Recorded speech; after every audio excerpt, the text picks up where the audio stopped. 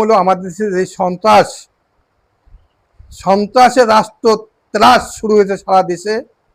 আজকে দীর্ঘ 19 বছর সন্ত্রাস করতে করতে করতে করতে করতে করতে একটা পজিশনে গিয়ে এই শত শত প্রায় 2000-এর মতন ছেলেরা নিহত হয়েছেন, বহুত লোক আহত হয়েছেন, বহুত লোক গুম হয়েছেন।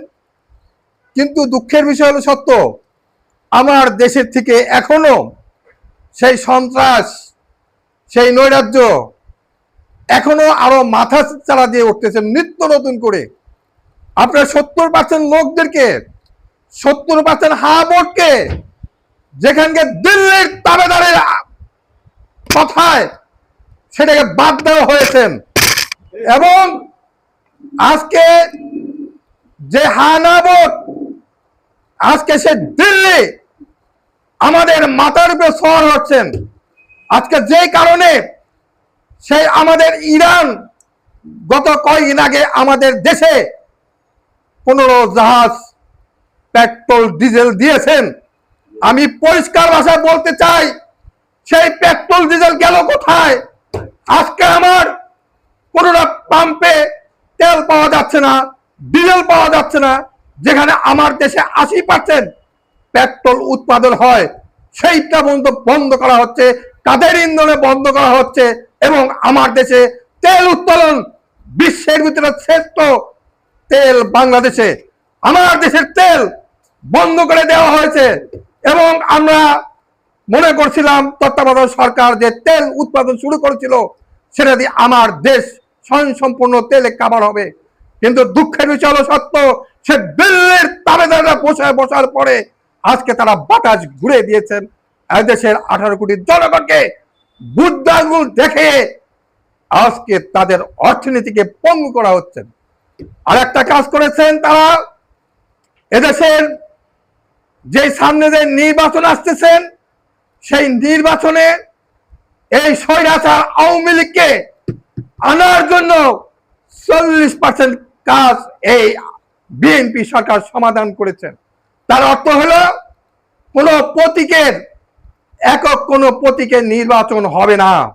তার অর্থ হলো যাতে আওয়ামী লীগ নামে বেনামে সারা বাংলাদেশে উপজেলা, জেলা, গ্রাম, সিটি কর্পোরেশন আলাপ করে সমস্ত জায়গায় তারা আবার ক্ষমতার মস্তদে বসতে পারে, সেটা নীল নকশা সারা বাংলাদেশে শুরু হচ্ছে।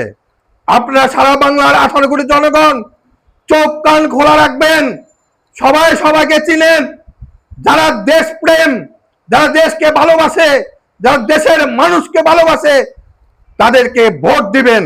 এবং যারা সেই স্বৈরাচার লুটপাট করে আমার দেশের সম্পদ বিদেশে বেগম পাড়া বাড়ি করে তাদেরকে কোনো ভোট দিবেন না, তাদেরকে ক্ষমতায় আসবেন না।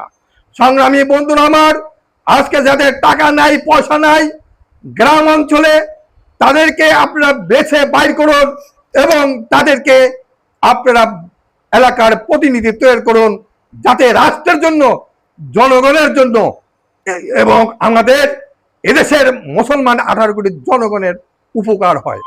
দুঃখের সাথে বলতে হয়, গত 2 দিন আগে আজকে দেখা যায় সেই ময়মনসিংহ 2-এ সেই তারাকান্দা এবং আরেকটা যেভাবে আপনার নিরহ মানে মাহমুদুল্লাহ এমপি দেখা গেছে তার পিছনে সেই সন্ত্রাস বাহিনী যেভাবে, শত্রু বাহিনী যেভাবে আলেমদেরকে হত্যা করতে প্ল্যান নিয়েছেন, পরিকল্পনা নিয়েছেন।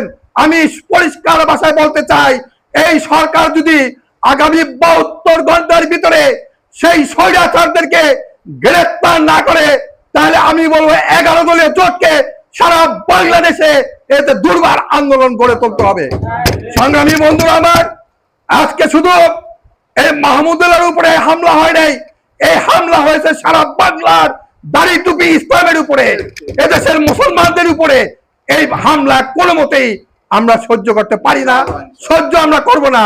তাই অতি বিলম্বে বিচারভাবে এগুলো তদন্ত করে দোষী ব্যক্তিকে আইনের আওতায় আনুন এবং এমপি, সারা বাংলাদেশের যত এমপি আছে এমপি থেকে নিরাপত্তা দেওয়ার জন্য সরকারকে আমি উদাত্ত আহ্বান জানাবো। যাতে প্রত্যেকটা এমপি নিরাপত্তায় যেতে পারে। গত পরশুদিন দেখা গেছে চিটাগাংয়ে সেই কুমিল্লা 4 আসনের হাসনাত আব্দুল্লাহ এক জায়গায় গেছেন চা চক্রে, কিন্তু বাইরে আবার পরে তাকে হত্যার হুমকি।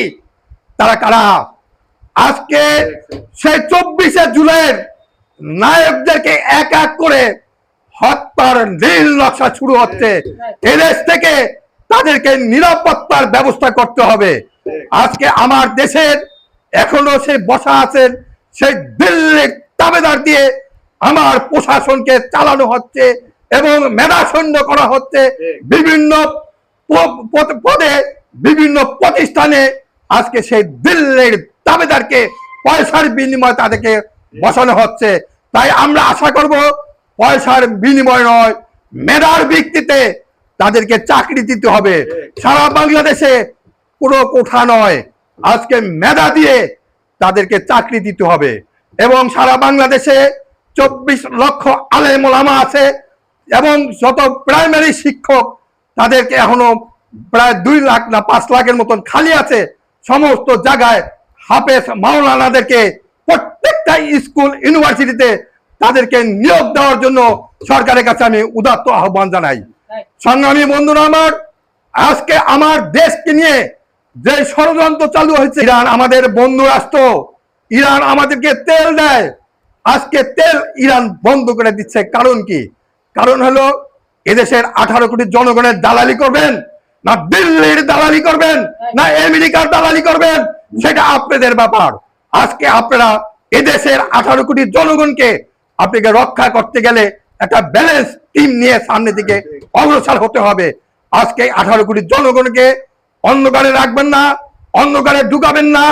আজকে যদি আপনারা এদেশের জনগণের সাথে ছিনিমিনি খেলেন, এবং আমরা পরিষ্কার ভাষায় বলে দিতে চাই, আপনারা হা ভোটকে বাস্তবায়ন করুন এবং হা ভোটের দিক নির্দেশনা দিয়ে সামনের দিকে অগ্রসর হন। আসুন আমরা দেশকে ভালোবাসি, দেশের মানুষকে ভালোবাসি এবং সন্ত্রাস মুক্ত বাংলাদেশ গড়ি।